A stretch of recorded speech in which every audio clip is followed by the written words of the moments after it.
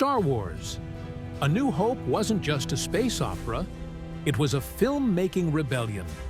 A cinematic uprising against everything Hollywood said was impossible. What started as a scrappy, low-budget sci-fi flick turned into an all-out war, not just on screen, but behind the scenes. Crew members quit mid-shoot. Cameras malfunctioned in desert heat. Studio execs laughed in George Lucas's face. And yet, somehow, it became the movie that rewrote movie history. But behind the Death Star and lightsabers lies a trail of chaos, doubt, and dangerous risk. This is the untold truth. Here are 20 weird facts about Star Wars. A New Hope that will change the way you see the galaxy. And stick around, because the bonus fact at the end is something even the most die-hard fans never saw coming. Let's punch it, and don't forget to like and subscribe if you love the stories behind the screen. 1. George Lucas thought the film would flop. It wasn't just nerves. George Lucas was convinced Star Wars would be a disaster. In fact, on the film's premiere night, he ditched the screening entirely and went to dinner with Steven Spielberg in Hawaii. The studio had butchered his vision before with THX 1138, and the chaotic shoot for A New Hope left him emotionally and physically drained. Lucas reportedly told friends that the film had gotten away from him. Cast and crew thought it was silly, and even Harrison Ford called the dialogue clunky. But when Lucas returned from Hawaii, Star Wars had already exploded. Lines wrapped around the block. Theaters were adding showtimes hourly. In one of the greatest ironies in film history, Lucas missed the moment the world changed. 2. The studio gave it a death sentence budget. Fox executives saw Star Wars as a B-movie with delusions of grandeur. They slashed the budget down to just $11 million for a film that demanded unheard-of effects, sets, and costumes. Lucas begged for more. He even forfeited a larger director's fee in exchange for full merchandising rights, a decision they saw as laughable. But that small budget became the skeleton key. It forced Lucas to innovate, using miniatures, matty paintings, and old-school camera tricks that later became legendary. And that merchandising deal? It would make Lucas a billionaire. The studio tried to contain the force. Instead, they unleashed a monster. 3. Tunisia almost killed the production. The desert scenes on Tatooine look scorching, because they were. Filmed in the blistering heat of Tunisia, the shoot nearly collapsed under sandstorms, broken equipment, and dysentery. R2-D2 kept getting stuck in the sand. The R2 droid's electronics failed constantly under the heat, and Anthony Daniels, wearing the C-3PO suit, suffered severe bruises and cuts. The costume pinched his flesh and tore his skin every day. The worst part? A freak rainstorm hit the Sahara on day 1, ruining set pieces and delaying everything. It was as if the Force was trying to stop the movie before it began. 4. Peter Cushing wore slippers the whole time. Grand Moff Tarkin looked menacing and authoritative in his Imperial uniform, but beneath the camera line, Peter Cushing was wearing fluffy slippers. The actor hated the tight, uncomfortable leather boots designed for his costume, so the crew let him film every scene from the waist up, slippers and all. It wasn't laziness, it was survival. The boots were so painful that Cushing refused to walk in them. So next time you watch him bark orders at Vader, just know, the Empire was built on soft soles. 5. Alec Guinness hated the movie. Yes, Obi-Wan Kenobi himself thought Star Wars was nonsense. Alec Guinness considered the script fairy tale rubbish and called it mumbo-jumbo. He only took the role for the paycheck and demanded a portion of the gross receipts. Ironically, He made more money from Star Wars than any other project in his entire career. Guinness even tried to distance himself from fans. In one story, he told a child to never watch Star Wars again if he wanted an autograph. It wasn't that he hated the film's success. He hated that it overshadowed his entire legacy. 6. The opening crawl was a nightmare to shoot. That iconic yellow crawl that opens Star Wars? It wasn't created with computers. It was filmed, physically, using a giant printed model. A camera rig moved slowly across the crawl, which was printed on a 6-foot-long black surface. It took hours to get a single take, and any lighting error meant starting over from scratch. Lucas insisted on the crawl as a throwback to old Flash Gordon serials. It became one of the most recognizable openings in cinema history, built with nothing but cardboard, glass, and grit. 7. Harrison Ford wasn't supposed to be in the movie. Harrison Ford wasn't on the casting list. He was just a carpenter on set, helping build the office space for auditions. But when other actors struggled with Lucas's strange dialogue, Ford was asked to read opposite them, just to help. His casual, grounded delivery blew everyone away. Suddenly, the role of Han Solo, which had been eyed by Burt Reynolds, Al Pacino, and Kurt Russell, had found its perfect rogue. It wasn't fate, it was construction work. 8. Chewbacca was almost arrested on set. Peter Mayhew's towering 7 feet 3 inches frame was a wonder, but his costume was a problem.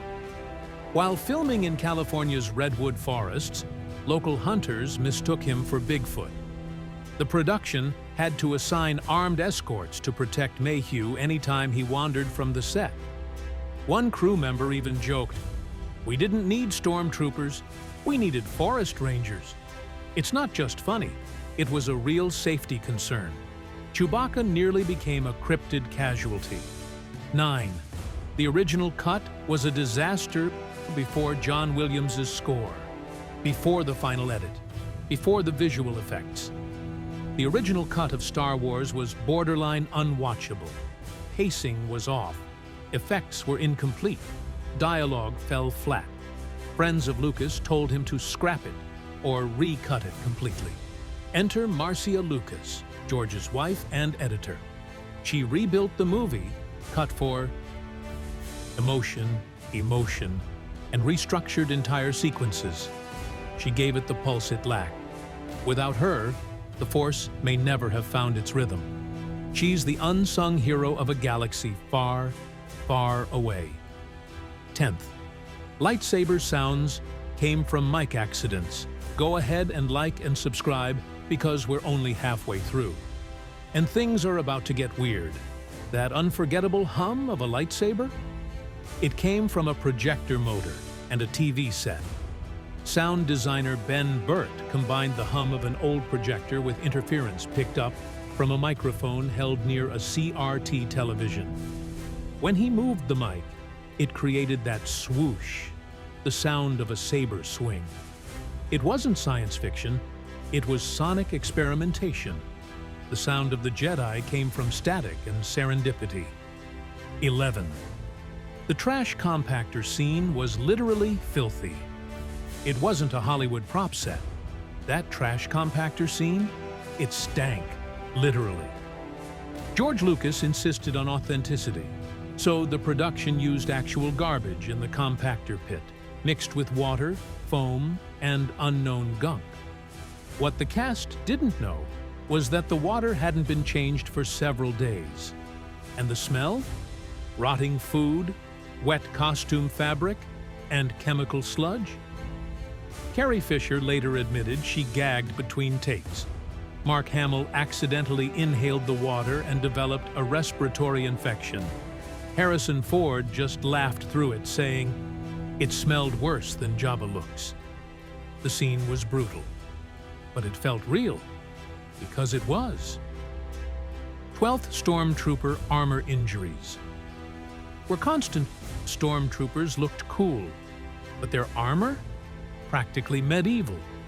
The costumes were made from rigid plastic, poorly ventilated, and ill-fitting. Actors inside them couldn't sit, turn quickly, or see clearly. One famously bangs his head in the background, and Lucas kept it in. In fact, on hot days, some extras fainted from heat exhaustion. Others tripped and broke props or bruised limbs during action scenes. One production assistant even referred to them as human dominoes. The clean, uniform look of the Empire was maintained, but behind the scenes, its soldiers were constantly falling apart. 13. James Earl Jones. Wasn't credited at first. The voice of Darth Vader is iconic, deep, powerful, terrifying. But in the original credits, James Earl Jones wasn't even mentioned. Jones voiced Vader in post-production, but the physical performance was by David Prowse. Lucas felt the character worked best as a combination, and Jones himself requested to go uncredited at first, feeling his contribution was minor. It wasn't. His voice became the soul of Vader. And it wasn't until The Empire Strikes Back that fans began to understand the full complexity of the Sith Lord behind the mask. 14. Carrie Fischer. Had to tape her breasts. There was one strict wardrobe rule for Princess Leia: no bras in space. George Lucas insisted that, due to the lack of gravity, bras wouldn't exist in the galaxy far, far away. Carrie Fisher joked, "He said your body would just float, so you'd get strangled by your own underwear." As a result, Fisher had to tape her chest down under the white gown, painfully and uncomfortably, for the entire shoot. She later called it one of the dumbest things I ever heard, but also the most Lucas thing ever. It wasn't just science fiction, it was sci-fixation. 15. The Cantina aliens were rushed in days that wild Mos Eisley Cantina, full of aliens, smugglers, and creatures. Looks like a world of its own, but it was nearly a disaster. With only a few days to build the entire Cantina sequence, makeup artists and costume designers scrambled to fill the background. They reused old masks from other productions. They glued parts together in real time. Some creatures weren't even finished. They were shot in shadow to hide missing pieces. One of the aliens' heads was literally a Wolfman mask from a costume shop. It wasn't a special effect. It was special desperation. 16. R2-D2 was a death trap. R2-D2 wasn't just a robot. He was a prison for Kenny Baker, the actor crammed inside. The tiny droid costume was barely ventilated and had no internal controls. Baker couldn't see or move much. On more than one occasion, the crew forgot he was inside and left him locked inside during lunch. In the Tunisian heat, the costume became a metal oven. Baker would scream, but no one could hear him over the generators and wind. He later said, "It was the loneliest role I ever played, inside a dustbin, sweating like mad. Hero of the rebellion? More like victim of the props." 17. Fox tried to bury the release. When Star Wars was finished, 20th Century Fox had no idea what it had. They planned a small release in just 32 theaters. To force theaters to accept Star Wars, Fox made them a deal. Play this strange space movie, or you don't get The Other Side of Midnight, a highly anticipated drama they believed would be a huge hit. Ironically, Star Wars destroyed The Other Side of Midnight at the box office. It became the blockbuster of the decade. Theaters begged for more prints. Fox was caught completely off guard. They tried to push it quietly. It pushed back, like a TIE fighter in full throttle. 18. The Force was a placeholder term. Originally, the Force wasn't a mystical energy. It was placeholder dialogue, used to describe an undefined spiritual element in the galaxy. Lucas even considered removing it entirely, but the idea stuck. It resonated with the cast, especially Alec Guinness, who infused it with gravitas, and John Williams's score gave it sonic weight. That whispery theme during Kenobi's teachings? That's the sound of legend being born. What began as a vague concept became the very soul of Star Wars. Not a plot device, a belief system. 19. George Lucas was hospitalized from stress. The pressure of Star Wars nearly destroyed George Lucas.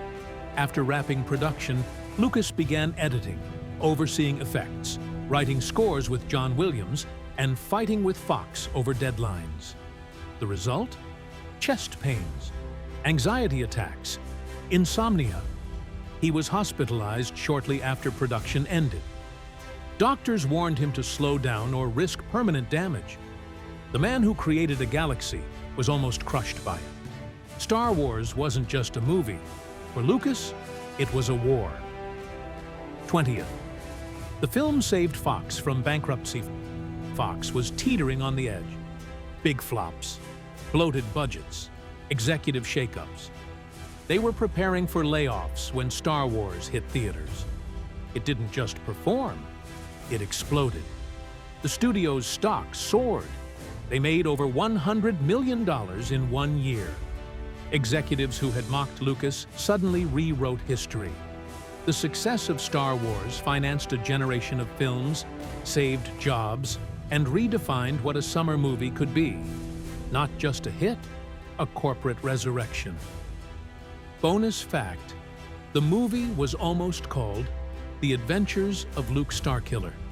In early drafts, the movie wasn't Star Wars. It was The Adventures of Luke Starkiller, as taken from the Journal of the Whills, Saga 1, The Star Wars. Yes, that's the actual working title. Luke's name wasn't Skywalker. The Force wasn't fully formed. Han Solo was a green alien. It was more fantasy than sci-fi, closer to Tolkien than Flash Gordon. George Lucas trimmed it down to Star Wars at the last moment. But for a while, the galaxy we now love was something completely different. A strange, sprawling tale, almost lost to rewrites. Star Wars, A New Hope, wasn't built on certainty. It was built on chaos, doubt, sweat, tape, cardboard, and one man's refusal to quit. It shattered every rule. And from the rubble, it gave birth to a universe. So if you ever feel like you're fumbling through your own impossible dream, remember this movie began with failure, fear, and sand in all the wrong places. Hit that like button, subscribe for more hidden Hollywood truths, and may the Force and the facts be with you.